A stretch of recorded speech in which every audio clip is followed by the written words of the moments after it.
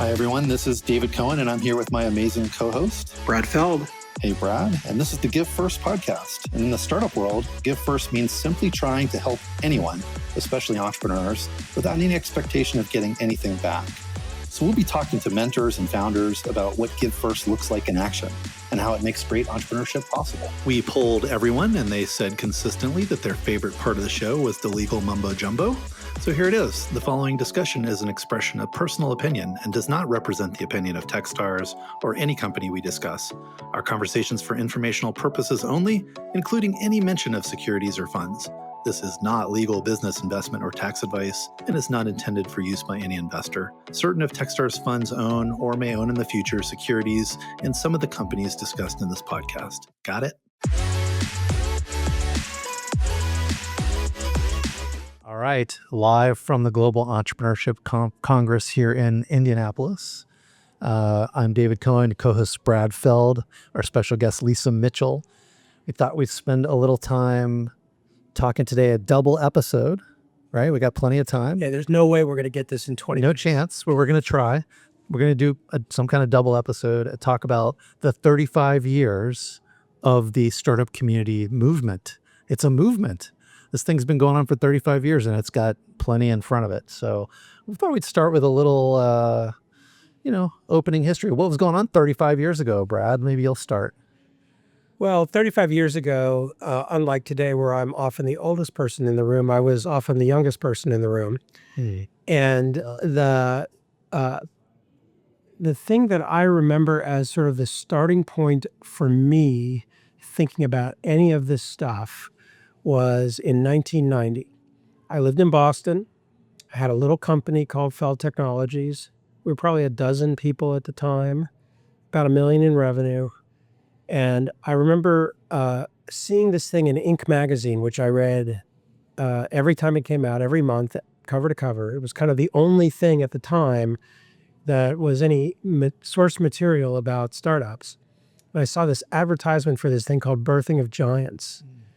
And my reaction to it was a little trepidation because it actually cost some money, and I hated spending money on anything because we didn't have any funding. We had to make money every month, so we were really careful with everything that I would put in the category of optional. And this was most definitely seemed like an optional thing. I applied. The requirements were you had to be a founder of a company with under 40 years old with more than $1 million a year in revenue. Those were the requirements. We didn't quite have $1 million in the prior year. We had like $980-something thousand. Close enough. Almost. But he was under 40. But I was definitely under 40. And I applied, and I ended up doing this thing at MIT Endicott House. I met a longtime friend who's been incredibly influential on so many things around startups and startup community and scale-ups, Vern Harnish. Vern was running this, and it was the very first time I was with essentially my people, where my people were other founders.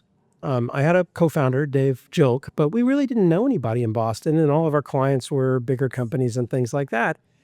And I ended up having this amazing 4-day experience. And the experience was all of a sudden being in a room with 60 other people or 59 other people like me. We had a lot of content. So we had a lot of speakers come in. I can't remember in that first year, like the guy who was the CEO of Sam Adams Beer was one of the Free beer, was that part of the event? I think we probably got Sam Adams Beer, but a bunch of people like that. And in my class included some really legendary founders. The one that I think people will know his name is Ted Leonsis. Ted was running a company called Redgate Communications that ended up being bought by AOL, and he ended up being Steve Case's partner in the real rise of AOL.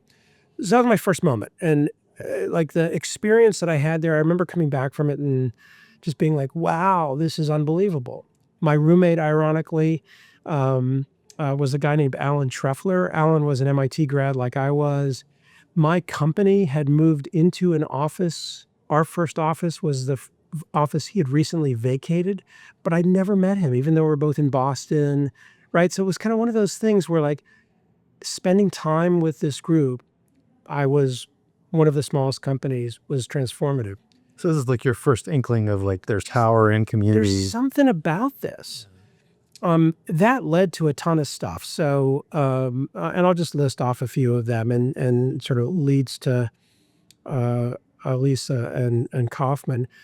I ended up being probably about the 100th member of an organization called Young Entrepreneurs Organization. YEO, a bunch of the people at that event at the Birthing of Giants were YEO members. It was a very nascent organization. Today, I don't know the number of members of EO, Entrepreneurs Organization, but maybe it's 25,000, something like that, around the world. It was kind of a small version or younger version of Young Presidents Organization, YPO. And the difference was that YEO, now EO, was you had to be a founder, $1 million a year in revenue, and under 40. YPO, they were bigger companies, 5 million in revenue, but you didn't have to be a founder. It could be a founder, so that's probably a third of them. A third of them were hired guns, so people hired as CEOs. And then a third, I won't use a derogative term that YEOers refer to as. Yeah. But they were people who inherited business. Yes. And so the vibe was totally different. I ended up starting the Boston YEO chapter right after that. Like, I gotta, find more of these. And I ended up in Boston in the early 90s with a pretty big network of other founders. Because once you started looking around, like everybody was... Saw them everywhere. Everywhere. But Boston obviously was that kind of place. Boston, but nobody was connected. Like there was you had a few friends eventually, but like just this energy where we'd start getting together every month. And then, I know a person and they would come into this thing. YEO, like YPO and other organizations have had this notion of a forum where you had this confidential group that met once a month that was sort of like a board of directors. Still does? Still does. And forum was unbelievably powerful. Along the way, I was still living in Boston. I got involved in helping start the MIT Entrepreneurship Center. My professor that I'd worked closely with at MIT, Eric von Hippel, had gotten a grant from the Kauffman Foundation to do a study of how to think about setting up an entrepreneurship center at MIT. Small amount of funding, I don't know, $100,000 or something like that. And Eric kind of didn't really want to do it, so he sort of enlisted me to do it. And that's how I met Jana Matthews. Jana was working at Kauffman Foundation. She was also running a thing called Kauffman Fellows, which today is a very large organization of VCs who have gone through this sort of program as their younger VCs. I started coming to Kansas City. We actually had a big event at an island. I think it's called Thompson Island. I'd have to dig deeper, but it was an island off Boston Harbor that was an old prison. And I remember Jana coming to this thing and she was just appalled at the facilities. It was like a dormitory and we slept on like cots. It should be. Yeah. Totally. And Mike Herman, I think, was the president. Mike Herman was the president of Kauffman. My mentor in life. And it was definitely not a Kauffman Foundation vibe experience. It was a little rougher. But we had an awesome time, like just awesome. And this sort of, for me, the energy of those formative experiences really helped me understand, not just understand, but get benefit from sort of the network and the compounding value of the network and the relationship in the network. Even when things went wrong, there were plenty of stuff in the early days, ideas we had that didn't go anywhere, things we tried that kind of fell flat. Lots of, people would sort of come into the network and come into the different things and then kind of disappear. There were occasionally fights between people and disagreements.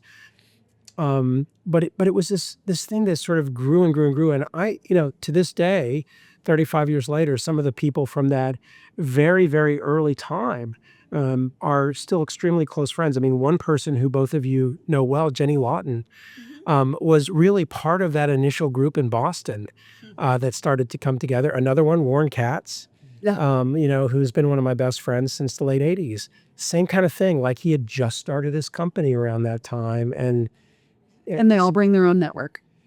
They bring their own network, but they also bring their frames of references and what their aspirations are and their vision for their own companies. And all of a sudden it starts to share together.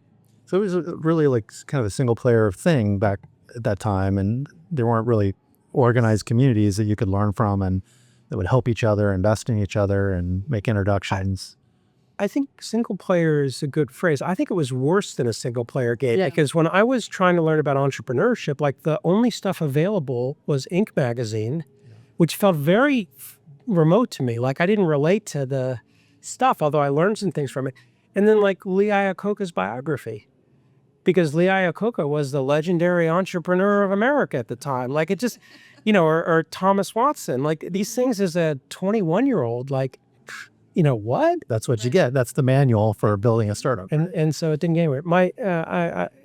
Lisa, talk about your entree early with Kauffman and a few of the things that linked there, because my experience with Kauffman Foundation in the 90s, I would say from about 94 to 99 or 2000, I was in Kansas City about once a month, 6 to 9 times a year for a day or two, working with Jana and working with a small group of people, Dan Grace, who you know well. Yep. Bill Payne, who passed a few years ago, who really became an incredible angel investor. Coast Angels.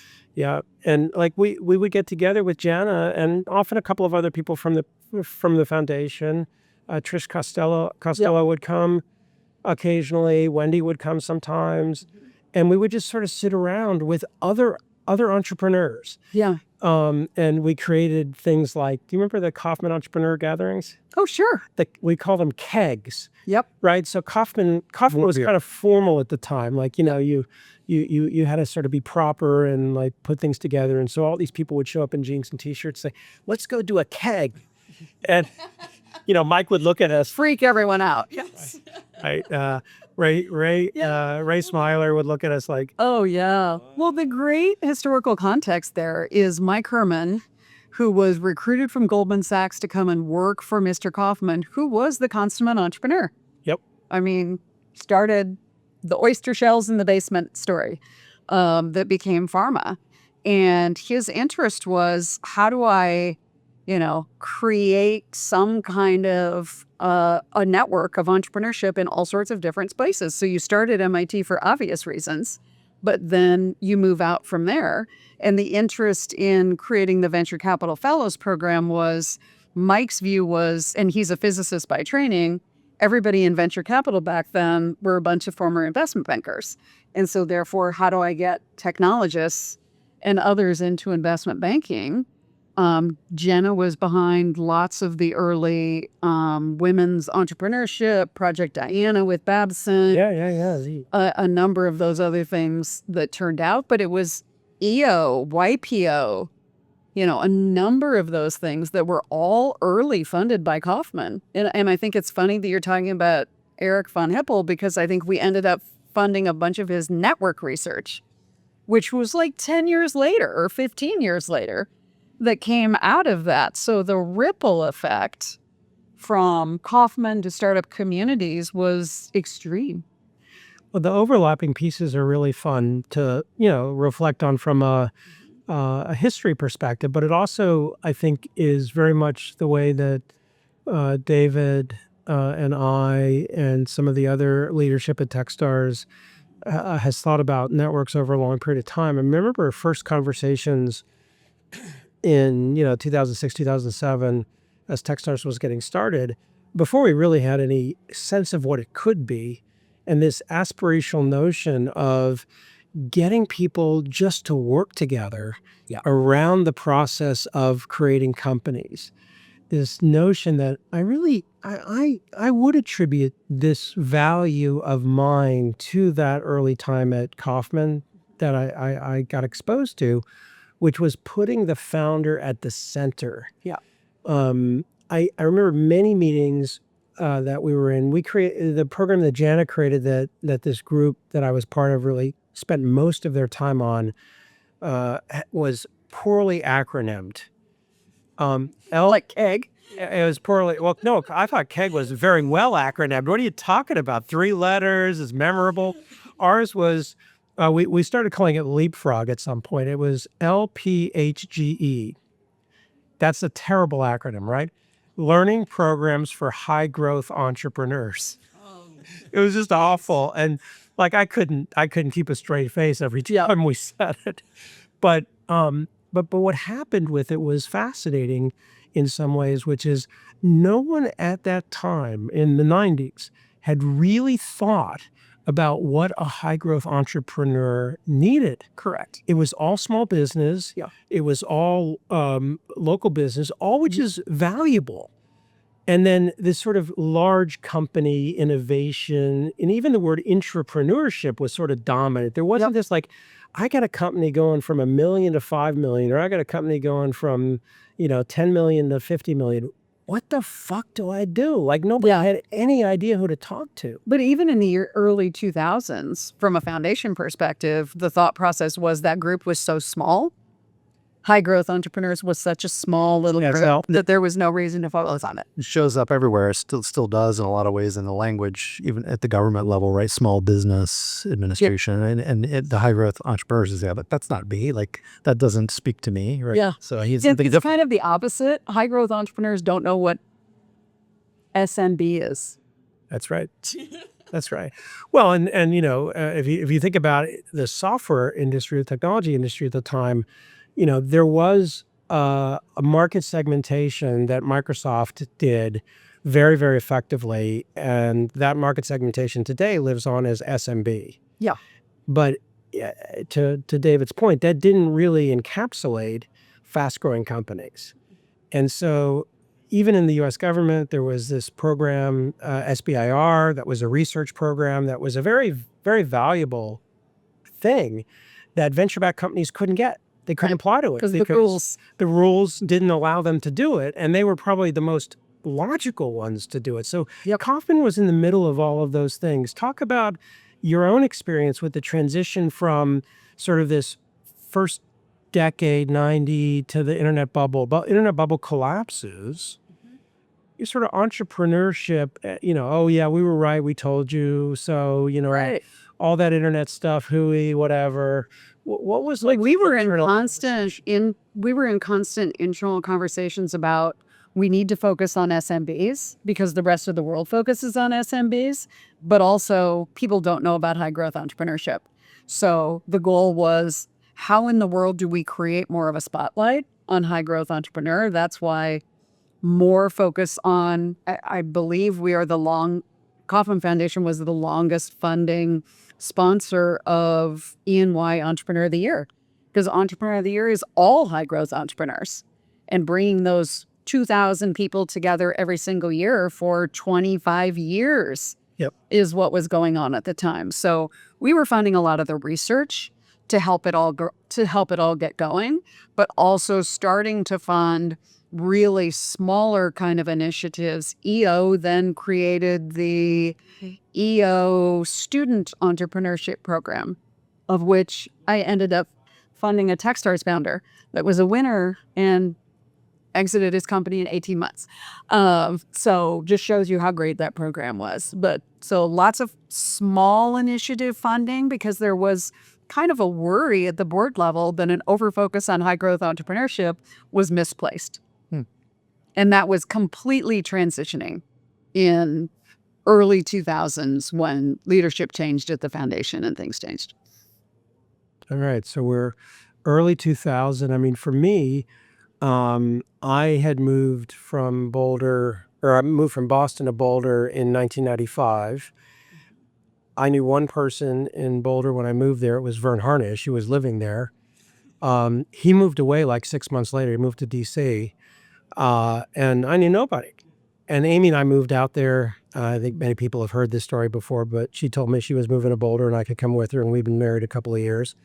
So, it was just kind of a life move. It was not a go for a job or because of a reason or I won't anything in particular. One of the very first things I did in Boulder when I moved there was start YO Colorado. And we're going to have YO Colorado's having its 30th anniversary this year. There's this whole effort to get a whole bunch of people together for that. And you look at the history of that arc, one of the original members, the first, 10 or 15 members that came together in that first group included entrepreneurs like Jared Polis, who is now governor of Colorado, but was co-founder of Techstars. Paul Barbarian, who's a longtime mentor in Boulder program, multiple companies, including many that I've funded. Jim Legiel, who was Paul's partner, one of Paul's partners at the time, who has gone on to be CFO at many other companies. Just sort of fascinating to, reflect on that sort of formidable thing. And Boulder in that time period, again, 95 to 96, 97, 98, there were startups in Boulder, but there was no real connective tissue. And one of the things I observed, which I think the startup community movement has really turned upside down, was this notion of gatekeepers. Yep. And I want to spend a little time on that because when I moved to Boulder, what I did was I had some money. I'd sold that first company. I was making angel investments. I started to think about how best to get involved in that local community. And I didn't really know, again, I didn't know anybody. So what I did was I made some angel investments, but I also invested in each of the local funds. And Boulder had a handful of local venture funds at that point. And one of the things I remember was I would, get to know the VCs at each firm, and they knew each other. And each one had the same pitch. We see all the best, we see all the companies here, and we choose the best.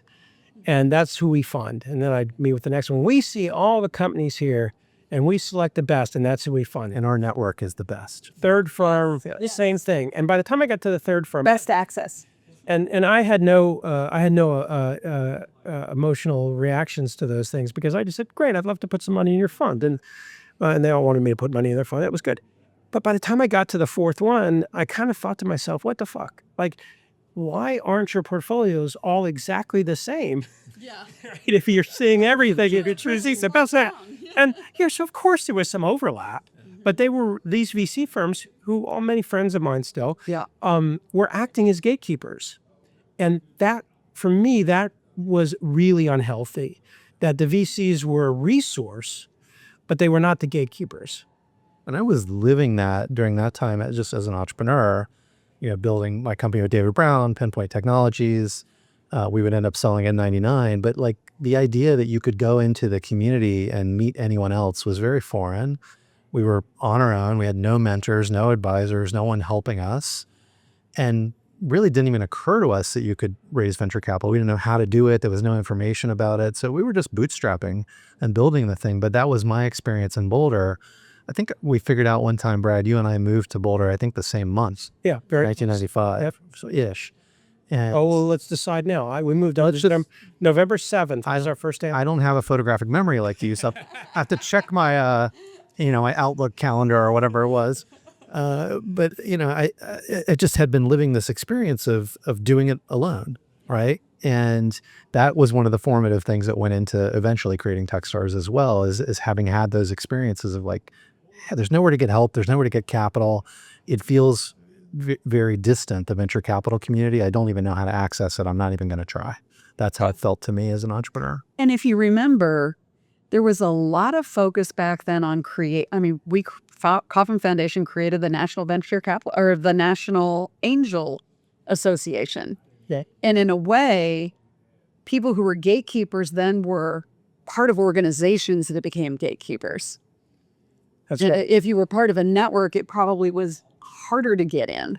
Well, it was also sort of even antithetical to the notion of network. I remember there was an angel thing in Boston. When I came to Colorado, eventually by the late 90s, I ran into a couple of different organized groups, and there was value to them, but they were actually kind of exclusionary groups, right? They didn't welcome anyone. You kind of had to be a certain something to get into them. And then as a founder of a company, it was always you had to go to somebody to get thing. somebody to put you in. Yeah, they didn't. It wasn't the other way around where it's like, okay, we back to this notion of existing to help founders succeed. They didn't exist to help founders succeed. They had some other goal. And in some cases, and I know the spectrum of everything is at one end is really bad, the other end is really great. I mean, at the spectrum end of really bad, there would be angel groups that would meet once a month, and you say to them at the end of the year, how many deals did you do? And the answer was none. Yeah. And so really all they were, we had lots of meetings. That was my experience with the Angel Group, the CTEC. That was the group in Colorado. And, after I had sold that company in 99, started getting interested in angel investing and went to this group. And it was tiny sandwiches and little champagnes and laughing at the startups. It wasn't really investing in them.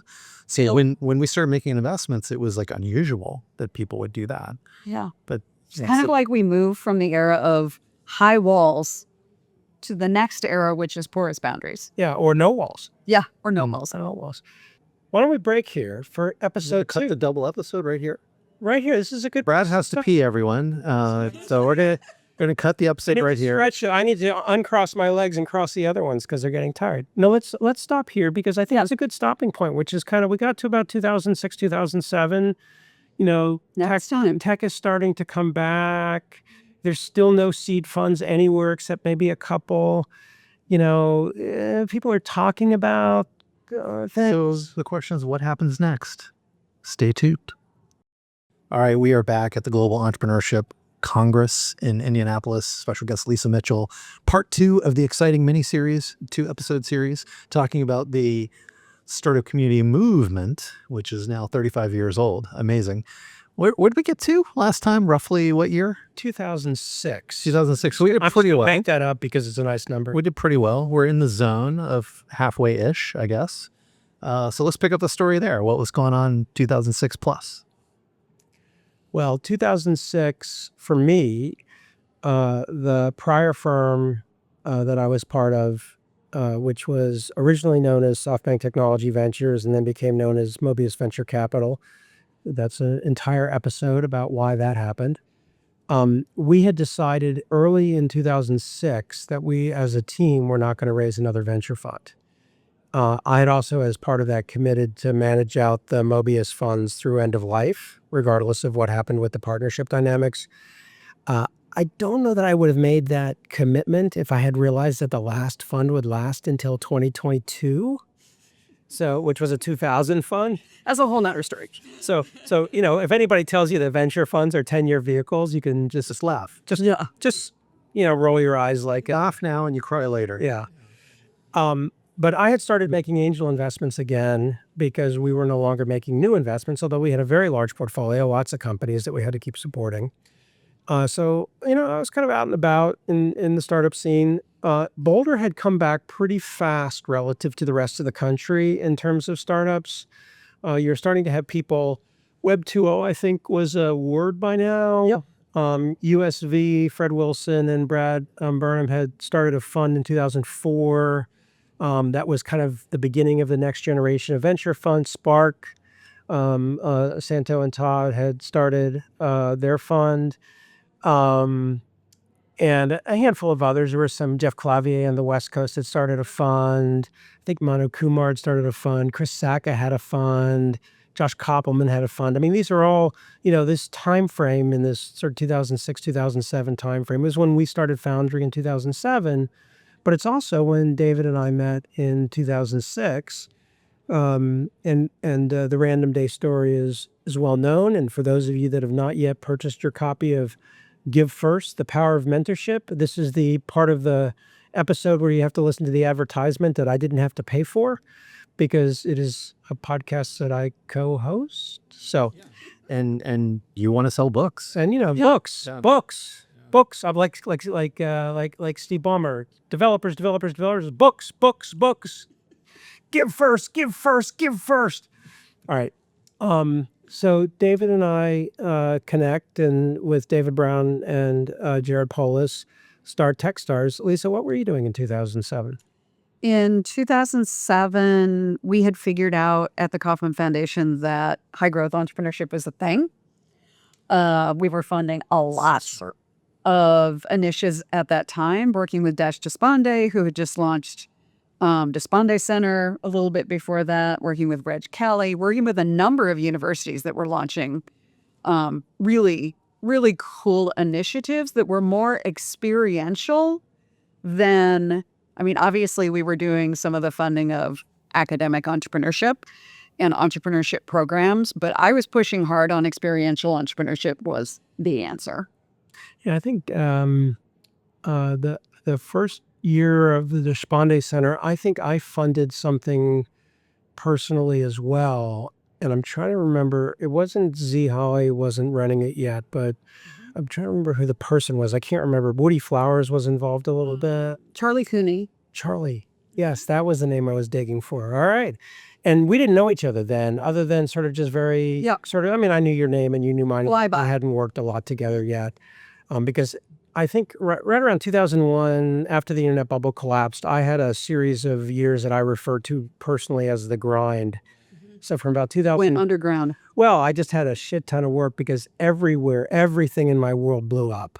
Yep. And so from about 2001 to about 2005, I just worked and worked and worked and worked to try to take this giant pile of mess that I had in my portfolio and make it less of a giant pile of mess. But I sort of picked my head up by then. And I remember a couple of interesting tidbits that then led to real meaningful engagement with Kauffman again. Paul Kudrowski was the link. I think Paul probably was, because he was at Kauffman. He was a senior fellow working with me. That's right. And I had become friends with Paul. I think Paul and I ended up connecting through Eric Norland. Eric and Paul have started a venture fund at some point down the road called SK Ventures that Foundry is an LP in. But Eric and I had started a conference called DFRAC. Yep. And Eric had done previous conferences. I can't remember when we first met, but the idea was, hey, there's this thing happening that's Web 2.0. And we don't want to do a Web 2.0 conference, but there's something interesting in this. So let's start doing a conference series. Let's do it in Boulder, which is kind of a weird place to do it because everybody's used to doing conferences in New York City or conferences in California. Let's make it a really niche-y conference. And let's make it really for developers, for people that are working on these technologies. And for people that don't know the defrag reference, it came from defragging your hard drive. Like if you're old enough, you used to have a hard drive and you have to run, I don't know which defrag software you used. I think I used OnTrack. Like I can't remember, but I'd like to watch them. You watch it in little blocks, that it would consolidate all your files. And our idea was let's defrag our brains. Like let's use a little time here to defrag our brains. And that's how I got to know Paul. Paul got excited about this stuff, and that was the linkage back between the two of us. And I'm like, yeah, I used to work with Kauffman a lot. I kind of lost touch, blah, blah, blah. Oh, you love this person, Lesa. And he was right. I mean, it was like the first time we sat down and talked about this stuff. It was awesome. That 2007 year for Techstars was quite remarkable. You want to talk about a couple of things that happened that first year? Yeah, I mean, that was just the first accelerator we ran, but it also was the first time that Startup Weekend happened that same summer. And, with Andrew Hyde, I was the only person actively working at Techstars, and I was running the accelerator. And we had, I think, 302 companies applied for it. And we were offering an incredible amount of capital. I think it was $20,000. Which was almost all of the capital that was invested in Techstars up to that point, right? And we went around the world and found people that were attracted to this idea of mentorship in the context of the accelerator, and found 10 interesting companies, brought them to Boulder, created the mentorship group there, which was a new idea. People got excited about, I can just kind of give first and help some startups that you're doing the work to pick and you're doing investing in, and it can make our local startup community stronger, right? Because we'll work together on it. It's not just another event to go to, it's a thing to do together to actually help some companies. So that got going, and there was a lot of energy around that. And when Andrew Hyde experienced the accelerator, he walked into my office one day and sat down and said, I want to do this for the community. Like there's so much cool energy here. Can't we just do this like in a weekend and let everybody experience it? Yes. And that's what created the first Startup Weekend, which was held over University Bikes in downtown Boulder. All the Techstars companies, that were in the program went to that first Startup Weekend, which is just an experience of entrepreneurship for people, right? There had been no way to just go and decide if entrepreneurship was for you. But if you work with a bunch of people for, 48, 72 hours straight all night long, you might discover you love it. And so those two things were happening really at the same time in 2007. One of the sort of memory lane moments, especially for anybody that's listening to this, Miha, that means you, or Julie, that means you, who are both on my team that weekend. My partner Seth Levine and I covered the food bill, which was maybe $1,000. Pizza. It was pizza, pretzels, Coke, and beer. Boxes stacked out high in the corner and tons of energy. And it was awesome. So we covered that. I remember very viscerally 3 things. Because I didn't stay the whole night. I went home and went to sleep and then came back the next morning. I remember one, that room above University bicycles smelled. Like it was, Yeah, as it should. I mean, Vale's, smelly bike shops. it was pretty right. Second, the company that came out of it, which we should probably dig up on the Wayback Machine, was VoSnap. VoSnap, that's right. And why don't you remember what VoSnap did probably as much as I Yeah, is this social voting? So you could decide if you're going to do a thing or not do a thing and have everybody vote, like, where you're going to go get food or whatever. Just, no business model, which you would expect at day one. Perfect startup community. But we wrote Arrington over at TechCrunch and said, hey, there's, I don't know, 80 people huddled over a bike shop creating one startup together this week. And they wrote a story about that. Wow. Right? Because they had been covering Techstars a little bit as a new thing, but this was like even more interesting, right? In that moment, like, oh, they're all working on one thing together. How's that going to work? Yeah, the other thing that I remember coming out of that was startup yoga, which evolved into goat yoga. Go yoga, yes. And it was just like it was an awesome weekend. Like, as the emergence of these things they happen, and you kind of forget the origin story. And people that know me know I love origin stories. I just remember that moment so fondly. So it was almost like Andrew had this idea of doing sort of Techstars Accelerator for the community, no funding, just fun, right? And we did that and supported it. And I just remember saying, yeah, you should do it. And he did it. It was amazing. And then he started to do it in more places. He just started traveling around and doing Startup Weekend in Portland or wherever, right? And it became part of this like grassroots movement that people could experience entrepreneurship in a way that they hadn't before. That then scaled up quite a lot over the years. And, ultimately, Mark Nager joined, and you called me in Bo Fishback and said, we should make this bigger. And we wrote a very large check that a small little not-for-profit didn't quite know how to deal with. So we then had to create infrastructure to help them figure out how to do it. Yeah, and I really think of that, that is a good segmentation between startup and scale up, because Exactly. the very beginning of Startup Weekend was startup. Like figuring it out, trying it, do it. Go find your own local funders. Yeah, do your own little thing each place. And then all of a sudden, when Mark and the team that he brought in, Frank and Clint, sort of came together, you provided the funding that then allowed them to scale it up. And a key part of it, of course, Lawyers. was figuring out like, oh my God, what are they? Is there a problem here? Like if somebody creates a real company that actually turns into a thing, who owns it, and what does that mean, and what do you do? It turned out not to be about that, though. It turned out to be about inspiration, right? Getting And the network that it created in a local community.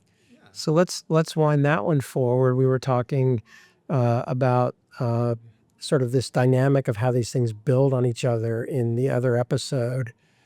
There was a moment in time that I don't remember the year, but it was like 2013, I think. 2013, GEC. That's right. It was GEC in Sao Paulo. And it was the first time I came to Global Entrepreneurship Congress. And you'd written a book. I had written a book. I was always writing books. I'd written a couple of books. By now, actually, maybe I was starting to not be terrible at writing books. They were still torturous for me. Every one has been hard. It's like I've run a bunch of marathons, and after every marathon, Amy says to me, "How was it?" I said, "That was really hard." That's just up after one. That's so hilarious. Yeah. So, we're hanging out there, and there's a couple of things that happened together. One was GEC. One was the Global Startup Weekend organizer event. Correct. talk a little bit about that experience. Yeah, the whole idea for the Startup Weekend Organizer event was because of the work of Andrew, Mark, et cetera, they suddenly had just thousands of people around the globe that were taking this minuscule playbook that we gave to them and going off and doing it. And a number of them had said, we want to come together. And so we said to Jonathan, who is going to hold Global Entrepreneurship Congress in Sao Paulo, why don't we do it jointly? And oh, by the way, Brad's written a book called Startup Communities. Don't those three things all have to do with each other?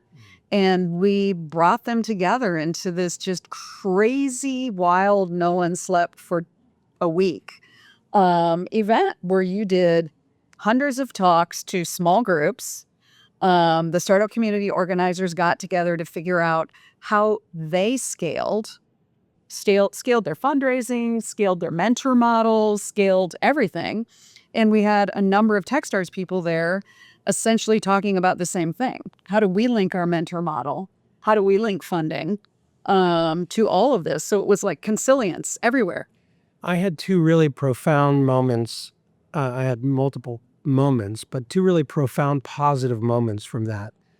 One was a phrase I then started using, which I think today is, I think it's kind of obvious and accepted, but then was a pretty provocative phrase. And that phrase was the global democratization of entrepreneurship. Yes. And I was just having a hard time explaining like why I cared about this, and there was always, everybody would always say, well, what's your why, or some version of that, whatever the 2013 version of that line was. And I didn't have a good answer. I'm like, it's fun. I like these people. I'm a founder. I started a bunch of companies. Well, are you doing this because you're trying to find the next great investment? Nah, I don't give a shit about that. Like maybe I will, who knows? But I'm learning a lot and I'm meeting a lot of interesting people. And yeah, this thing over here turned into an investment, but that's not really why. Like it's just the energy around it. And I landed on that phrase when I was in Sao Paulo, which was, wow, this is really about making entrepreneurship accessible for anyone, anywhere in the world. Yes. The other profound moment I had, and I'm going to not say what country it was because of the geopolitical dynamics that we have in the United States right now, and I don't really feel like getting a call from somebody at OFAC. I'm standing in this event that was the closing event for the Startup Weekend stuff. It's in this gigantic tent, it's probably, 500 or 1,000 people there. Yep. And I'm just I'm doing my big event thing. I'm standing in the corner because I don't really want to be in the middle of it. And people are coming over to me and I'm doing my thing. And this kid comes over to me, and a kid, 21 years old. I'm now getting a little bit older. By 2013, I was almost 50. I was 47. So I was, like a 21-year-old felt like a kid. And he puts a green hat on my head. He just comes over, just slaps it on my head. And he gives me this giant hug. He's a little kid. He's smaller than me. He's like 5'5", just giant hug. And, I hug him back, whatever. Okay, cool. And I say, why'd you do that? What's up? He says, you changed my life. Exactly. And I said, what do you mean I changed your life? I just met you. Like, thanks for the hat. And he says, no, look at the hat. And I take the hat off and it says Startup Weekend and then city. Mm-hmm. And it's a city in the Middle East. And I said, I kind of said, oh, that's interesting. And I said, what's special about, this? He says, I don't think anybody in my city ever thought, certainly not of my generation, thought that we could do anything like this. Yeah. Yeah. And this is those moments when someone walks up to you and says, you changed my life. My life. We've all been fortunate to hear that from people. It really hits you. And I remember several moments like that in my life too. But, you think about the global democratization of entrepreneurship. I mean, really Startup Weekend and things like Techstars accelerators were making that opportunity available to more people. And they sort of grew, they were separated at birth, those two things, right? Yeah. We sort of have a similar origin story, but they grew very independently to where, Techstars was funding, many hundreds of companies a year, and other people were replicating that accelerator model. You coined the word accelerator somewhere along the line there.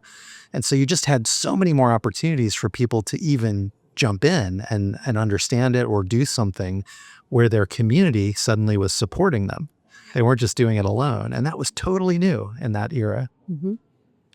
Well, and if you remember, relative to your startup weekend statistics, in Columbia, Missouri, a town, 2 hours from me in Kansas City, you have at least 2, if not more, unicorns that came out of startup weekend. Equipment Share, Zapier. I think there's multiple. They're still running startup weekends every single year. As they should. Well, and the starting points for these companies is really fun. I mean, Zapier is a good example of a company that, today is a very, very large, very successful company. Didn't end up raising very much money. And, Good for them. Great for them. Great for them. And it has had a huge impact on, the internet infrastructure. One that I had the experience with that we ended up funding as a company that came out of Startup Weekend was Rover. Yes. And Rover.com was a Seattle. Greg Gottesman went to Techstars, went to Startup Weekend before it was part of Techstars with the explicit goal of starting a company for this. Like he wanted to. Yeah. And he was a VC. He just I just got to get this going. And Startup Weekend was the container for getting it started. Yeah. That there's a couple of fun linkages. Foundry ended up being the next round investor. That company went public and has subsequently gone private. Blackstone bought it for $2.5 billion, something like that. Hugely successful company, but as part of it, it gave some of its equity to Startup Weekend. And a very small part from the beginning was voluntary. And when I remember getting a call from David around the time that it was Rover hadn't gone public yet, but it was after Startup Weekend had been acquired, or Up Global had been acquired by Techstars, and they were sort of sorting out all this old stuff that existed, and this equity existed, and the question is, what's this? Is this equity worth anything? And if it is, it's a nonprofit piece of equity. It's not something Techstars would keep, right? And so how do we deal with this? What is it? Is it worth anything? I remember asking you. Yeah. What was amazing was the lake of mentorship and give first to all of this. That's right. Because as you know, in many communities, you couldn't get serious, experienced entrepreneurs or investors necessarily involved in Startup Weekend, coming for the weekend or mentoring, but you could in Techstars. And then you ended up seeing them go back and forth relative to giving back to the community and being willing to be involved in both, which was amazing. That's right. So the value system sort of gets woven in. Just for avoidance of doubt, as my friendly lawyers would say, so that nobody listening here thinks that we made money, we Techstars, the corporation, made money off of the Rover contribution. That stock, when David called me, I said, yeah, that stock's going to be worth something because I was on the board. There was some confusion about what to do with it because everybody was trying to figure out how to deal with the pieces. I think maybe the exercise period was ending or something. I don't remember. It was becoming real. It was becoming real. And I said, we talked about it, and the very easy decision was stick it in the Techstars Foundation. Yeah. And the Techstars Foundation, which existed to fund organizations that were nonprofits that were helping underrepresented communities around entrepreneurship. Yep. So different organizations that were focused on underrepresented founders was where the funding flowed, and that ended up being a pretty sizable amount of money for the foundation. And that community startup weekend in Seattle that created, Rover was created in the context of, ended up essentially funding so many other startup communities that were trying to do things right, because those grants went to other communities around the world. And it's sort of like a great story of communities helping communities, even though there's no obvious linkage. That's what actually happened to that money, right? And so somewhere along the line, you end up joining Techstars. Yes. Yeah, exactly. I got scale that from Brad one day. He said, hey, do this crazy thing. Want to do this crazy thing in Kansas City? When you got off the phone, what was your first reaction? Did you just laugh and say, no way? No. I said, why would I not do that? That sounds so much fun. You make decisions based upon fun. There you go. And people that you want to work with. It's hard. Yes. That was a formative time because Techstars was growing very quickly. Both in terms of geography and number of programs, a lot of corporate programs as well as the city programs, trying to sort out how that stuff worked. It was before what David, I think, is now describing very eloquently as Techstars' awkward teenage years. I've described it recently in a couple of talks. We definitely, got drunk, and Celebrity parties. yeah, drove drunk a couple of times and, snuck out of house overnight. Took the car out for a spin when I shouldn't have. But it was a little bit before that because it was this curve that was moving very quickly. And now, a couple of things have happened. Techstars had also essentially acquired Up Global, which was Startup Week, Startup Weekend, and Startup America, all three which you and I had been Right. very Which was created because of another downturn.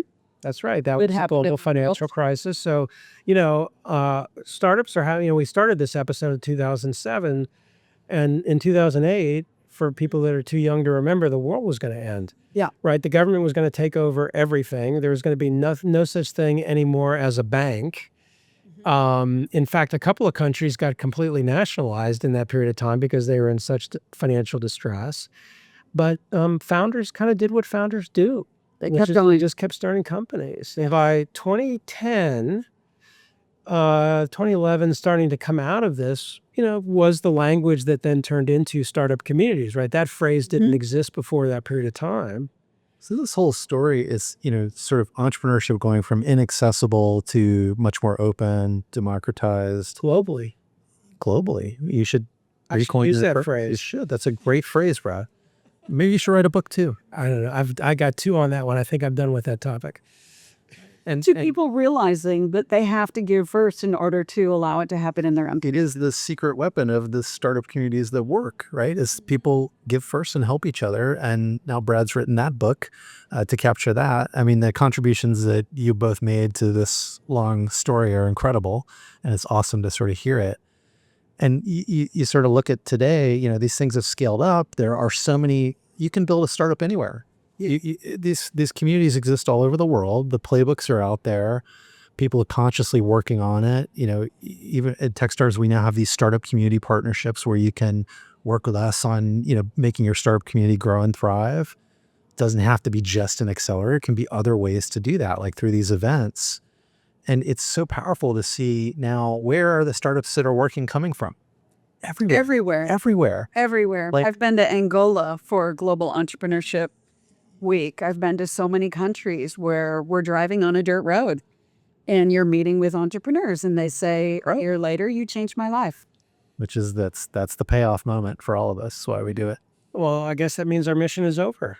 No. 35 years. You got to be always thinking 20 years ahead, Brad. I don't know if you know this. Did somebody once say that? You got to think at least 20 years into the future if you want to build. We hit new goals and we have to create. So we're 35 years into our 55-year journey. And here we are at the Global Entrepreneurship Conference with thousands of people who are focused on. I think I saw that there's 8,000 or 9,000 people here. We are all focused on building their own ecosystems, their own startup communities. Yes, there's people here from every continent.